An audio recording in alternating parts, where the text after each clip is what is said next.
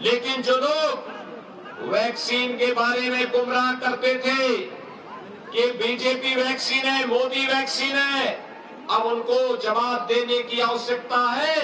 Vote की चोट से उनको करारा जवाब दीजिए कि अगर मोदी वैक्सीन और बीजेपी वैक्सीन से हमारी जान बचती है तो वोट भी वही जाएगा, ये बताएंगे। और भाइयों बहनों, यही नहीं, डबल इंजन की सरकार है तो महीने में 2 बार राशन भी मिल रहा होगा ना, मिल रहा है। भाइयों बहनों, ये राशन, ये दवा का पैसा, अब तो लखीमपुर खीरी में मेडिकल कॉलेज भी बन रहा है ना। आज हम लोग लखीमपुर खीरी में एक मेडिकल कॉलेज दे रहे हैं। हमारे सभी विधायकों ने जब प्रयास किया तब मेडिकल कॉलेज आ गया यहाँ पे। डबल इंजन की सरकार का यही लाभ होता है। मेडिकल कॉलेज का मतलब उपचार के लिए जब मेडिकल कॉलेज काम करेगा तो लखीमपुर खीरी वासियों को, भाइयों बहनों, लखनऊ, दिल्ली और मुंबई नहीं जाना पड़ेगा। लखीमपुर खीरी में उपचार की सुविधा होगी और 2023 से लखीमपुर के नौजवानों को लखीमपुर में ही एडमिशन की सुविधा भी मेडिकल कॉलेज में प्राप्त हो जाएगी।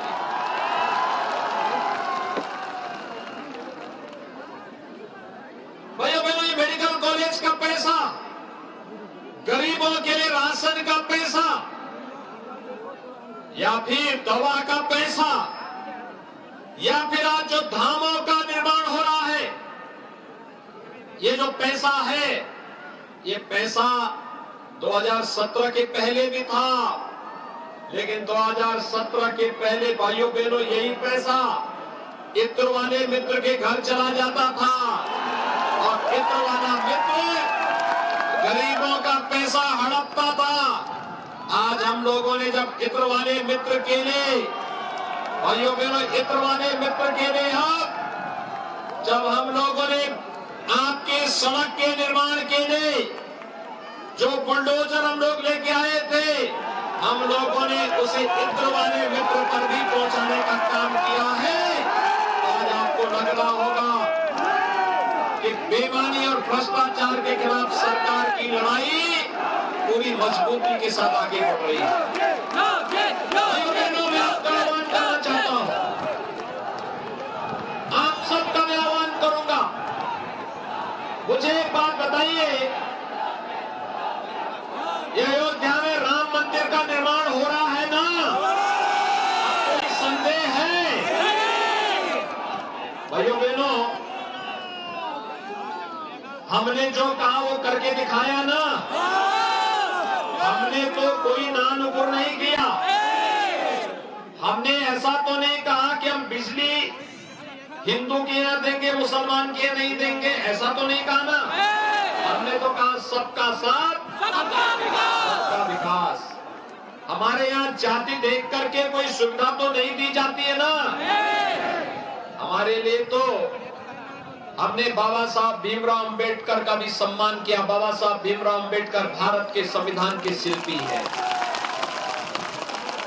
बाबा साहब भीमराव अंबेडकर के नाम पर प्रधानमंत्री मोदी जी ने देश के अंदर 5 तीर्थ बनाए हैं, जहां बाबा साहब का जन्म हुआ, जहां बाबा साहब ने शिक्षा दीक्षा ली, जहां बाबा साहब ने अपने सार्वजनिक जीवन को आगे बढ़ाया, जहां बाबा साहब ने अंतिम समय व्यतीत किया और जहां पर बाबा साहब का अंतिम संस्कार हुआ।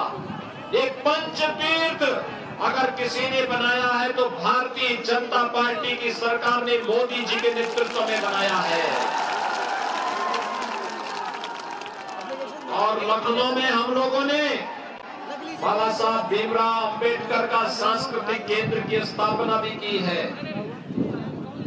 भाइयों बहनों, हमने जाति के नाम पर नहीं, मत और मजहब के आधार पर नहीं, योजनाओं का लाभ सबका साथ सबका विकास के भाव के साथ प्रत्येक व्यक्ति तक पहुंचाया है। हमने किसी के साथ भेदभाव नहीं किया। लेकिन भाइयों बहनों, हमने प्रदेश के प्रत्येक नागरिक को सम्मान भी दिया और सुरक्षा भी दी है। और आज मैं इसीलिए आपके पास आया हूं आपसे कहने के लिए, यह हमारे लिए महत्वपूर्ण इसलिए है।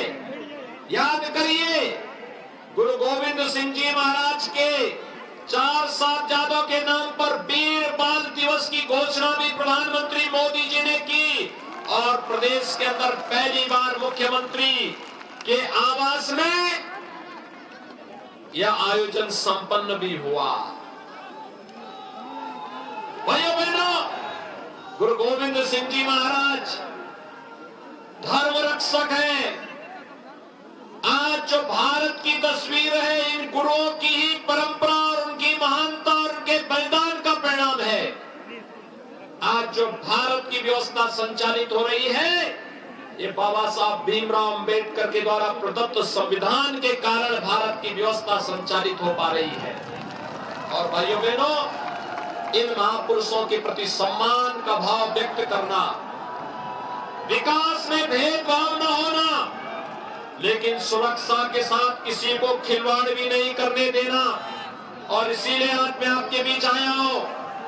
यहाँ के भाइयों बहनों, जो भी समस्या लखीमपुर खीरी की होगी, चाहे वह बाढ़ की समस्या हो या फिर इन क्षेत्रों से जुड़ी हुई अन्य समस्याएं, चाहे वह गवर्नमेंट ग्रांट एक्ट की भूमि से संबंधित मामला हो या फिर भाइयों बहनों यहाँ की सोहेली नदी या फिर अन्य नदियों के डिसिल्टिंग का कार्य, हमने तो लगभग 2 दर्जन नदियों को पुनर्जीवित किया है प्रदेश में पिछले 5 साल के अंदर।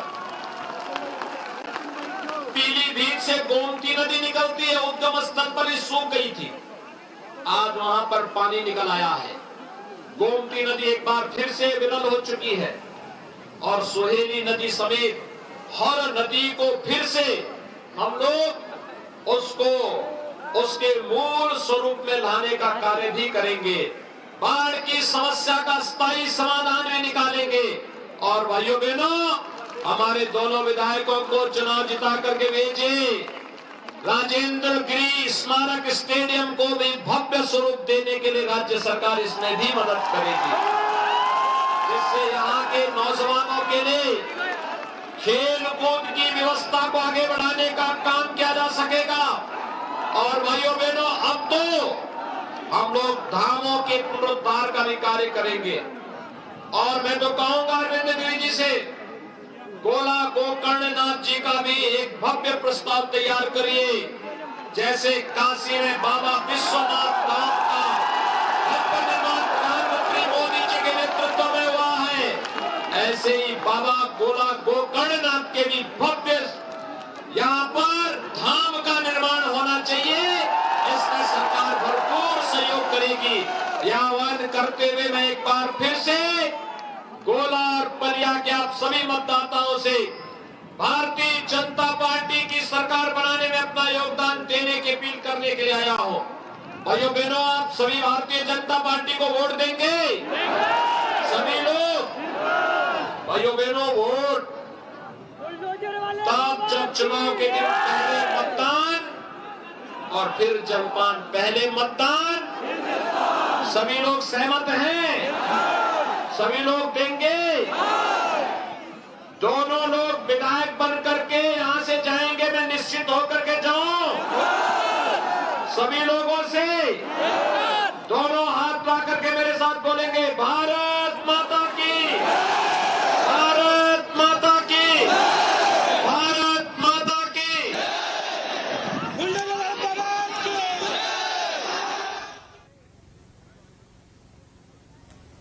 तो मुख्यमंत्री योगी आदित्यनाथ को आप सुन रहे थे। चौथे चरण के लिए वो प्रचार करने के लिए पहुंचे और यहां उन्होंने कई बड़े बातें कहे। लखीमपुर खीरी वो पहुंचे प्रचार के लिए। यहां उन्होंने मन से ये तो अपील की ही कि आज जो 3rd फेज के लिए वोटिंग चल रही है उसमें बढ़ चढ़कर लोग हिस्सा ले। और इसके अलावा उन्होंने समाजवादी पार्टी पर एक एक करके कई निशाने साधे। उन्होंने एक बार फिर से सुरक्षा का मुद्दा उठाया। उन्होंने एक बार फिर से किसानों के लिए बात की कि सरकार ने किस तरह किसानों के लिए काम किया है। किसान निधि दी जा रही है, महिलाओं के लिए सुरक्षित प्रदेश सरकार ने बनाया है। विकास योजनाओं का उन्होंने जिक्र किया कि पहले बिजली नहीं आती थी, अब जो है बिजली आ रही है। हमने हर घर स्वच्छ पानी पहुंचाने का काम किया है। तो ये तमाम बड़े दावे आज अपनी जनसभा में मुख्यमंत्री योगी आदित्यनाथ ने मंच से किए और भाजपा के लिए वोट मांगे। हमारी संवेदना गरीब के प्रति है, किसान के प्रति है, नौजवान के प्रति है, महिलाओं के प्रति है, लेकिन सपा की सहानुभूति किसके प्रति है, उनकी संवेदना किसके प्रति है? उनकी संवेदना पेशेवर अपराधी, माफिया और आतंकवादियों की प्रति है। आपने देखा होगा परसों अहमदाबाद न्यायालय ने 38 आतंकवादियों को फांसी की सजा दी है। इन आतंकवादियों ने गुजरात में सीरियल बम ब्लास्ट किया था, 56 निर्दोष लोग मारे गए थे। और भाइयों बहनों, इसमें से जो आतंकवादी फांसी की सजा पाए हैं, इनमें से 8 आतंकवादी उत्तर प्रदेश के भी हैं। इनमें से एक आतंकवादी का पिता तो बकायदा समाजवादी पार्टी का पदाधिकारी है, समाजवादी पार्टी का प्रचार कर रहा है। मैं पूछना चाहता हूं अखिलेश यादव से, मैं पूछना चाहता हूं 2008 की इस घटना पर अब तक अखिलेश यादव ने अपना स्पष्टीकरण क्यों नहीं दिया? इन आतंकवादियों के प्रति उनकी सहानुभूति और संवेदना क्यों है? क्या ये राष्ट्रीय सुरक्षा, राज्य की सुरक्षा के साथ खिलवाड़ करने जैसा नहीं है? जो लोग आतंकवाद को प्रश्रय दे रहे हैं, क्या आप लोग, क्या जनता जनार्दन, क्या उनको वोट देगी?